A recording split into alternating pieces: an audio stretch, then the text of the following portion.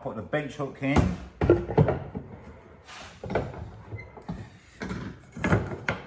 Clamp that to the bench hook using my F clamp. And then I shall be mortising this first and then do that afterwards. So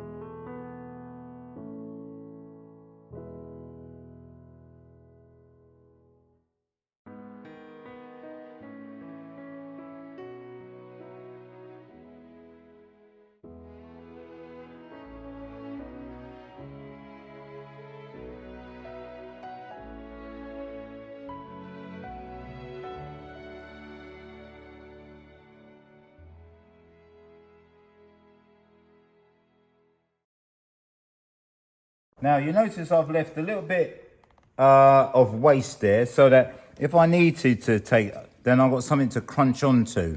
So making it nice and clean. I'll finish those off when I've actually come through the other side.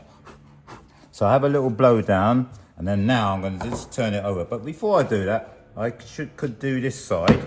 So let me do that as I'm here.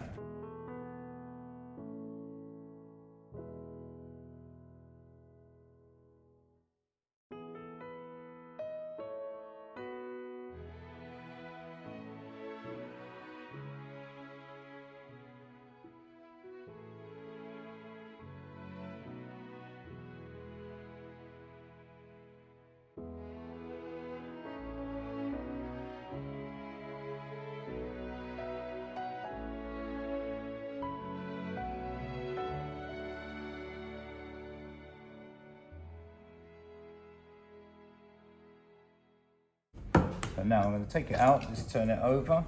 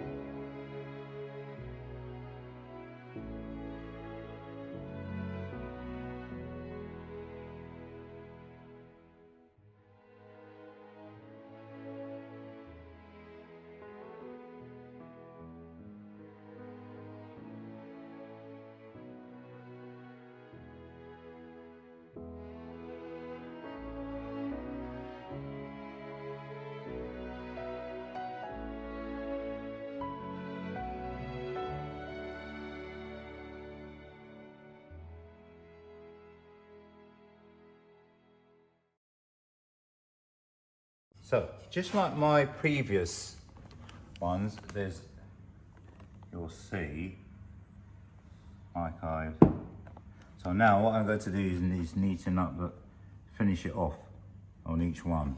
If I turn this around here, I'm going to finish this off now, and then I'm going to produce that one. What I'm going to do now, as I've produced the whole, or mortise out the majority, now I'm just going to neaten out the actual mortises themselves. So when I say neaten, finishing it off on this side and that side, and then I shall do my wedge holes, and then I shall start my haunch, which in this case is going to be 9mm deep. In fact, it's going to be as deep, twice the depth of what the rebate is. So in this case, it's going to be 20mm deep, that haunch, when I come to do it.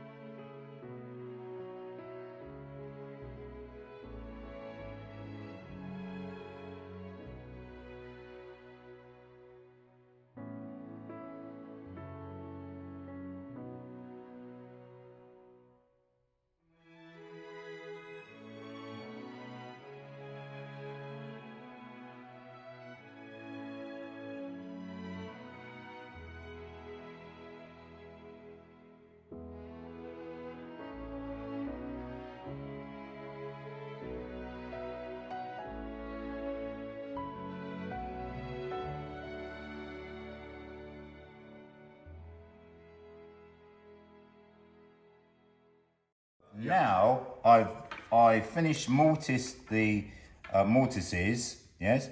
Just not quite finished. I still got this to do. What I'm going to do now is chop out my wedge holes using my wedge hole jig. So I'm going to be chopping out this part with my wedge hole jig, which I shall apply now.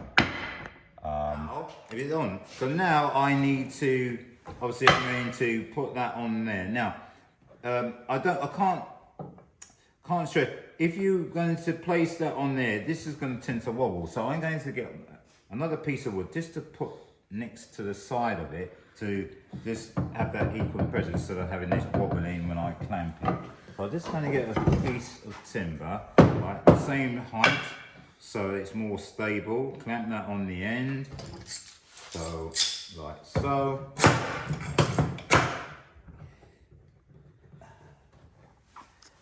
Okay. So the wedge jig was covered in another video where I needed to produce a mortise joint or through mortise. So I'm going to put my chisel on here like so, and then again just chop that through there like that.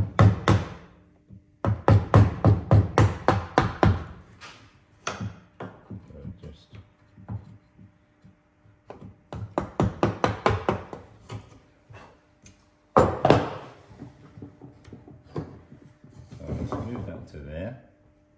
So I'm just about to chop my wedge holes this nice and light.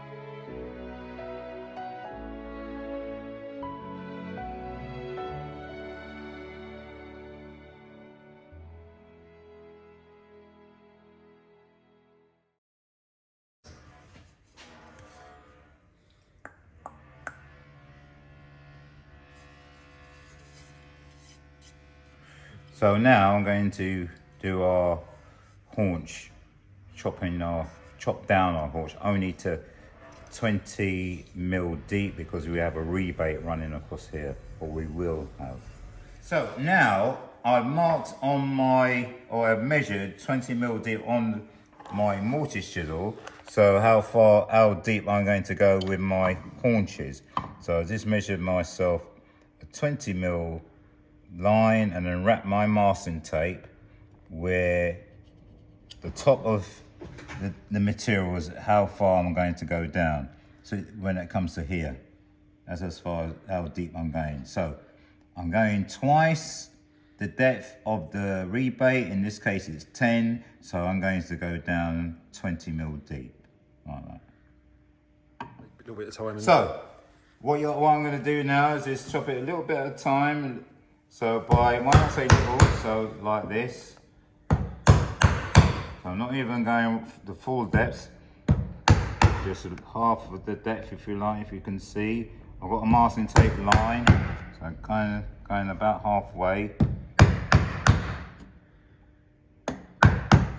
Try and keep it nice and straight, nice and steady.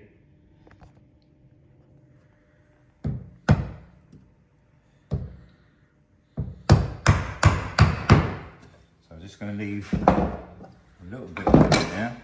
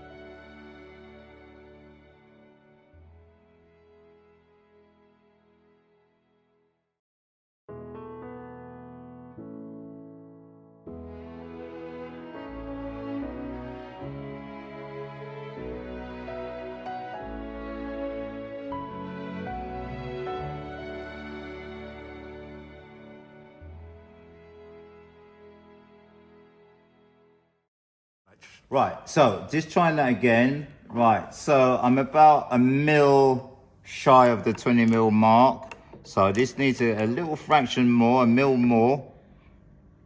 Actually, no, it's in places it seems to be higher. So I'm just gonna give it another little check. Yeah, so you can see there it's 20 mil. I don't know if you see that there, but in one end it seems to be a bit higher. So I can see it back there. So in this corner. And when I say this corner, meaning here, there's a bit left inside, but here, that bit there. I'm just going to take that down.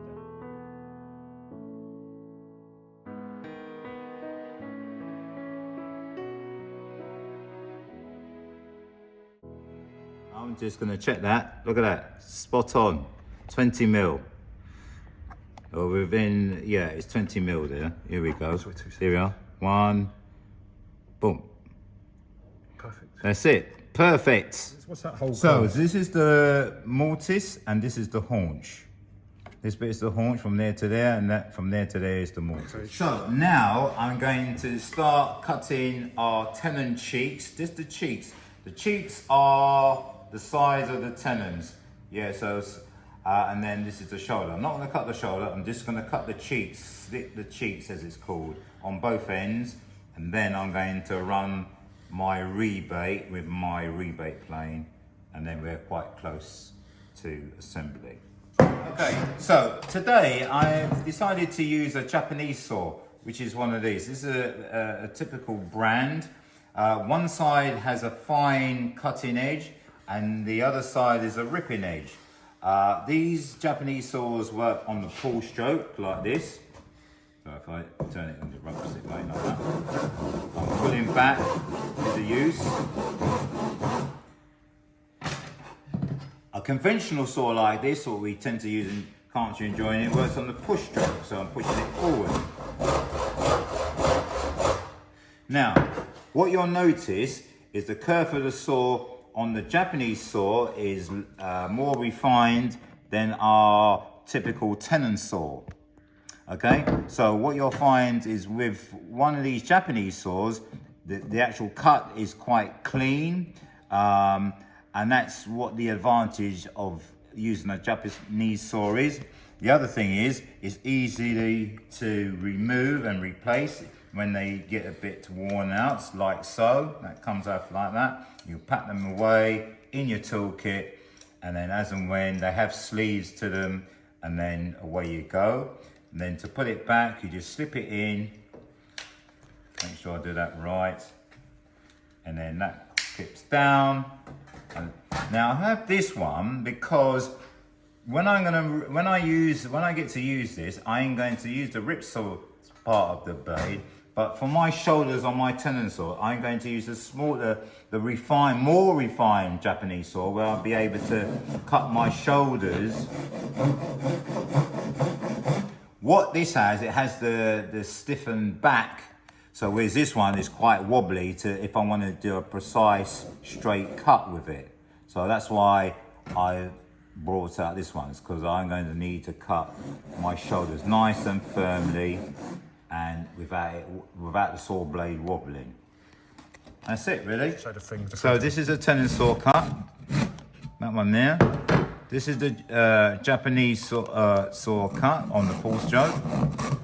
And this is the refined, kind of like the dovetail saw part of our Japanese saw. That's that one.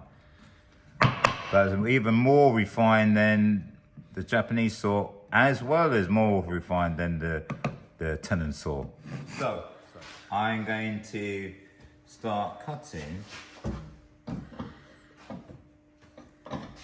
on the waist side using my Japanese saw on the pull stroke. Oh.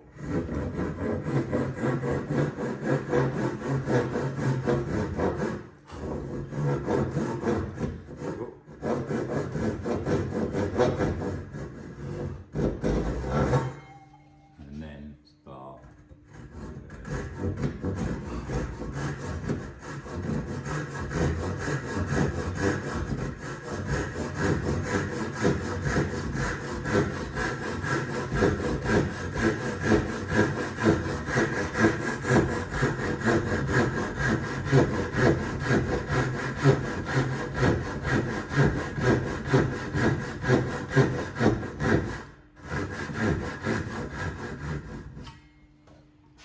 Start here. Whoop.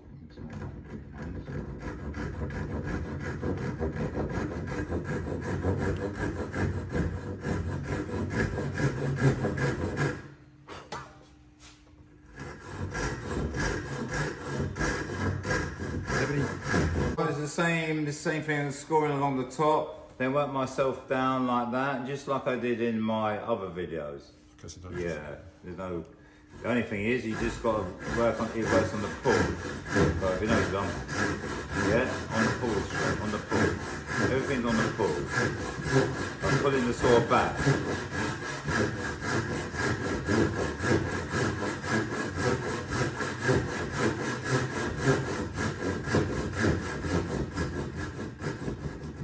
I leave myself a mil away from there.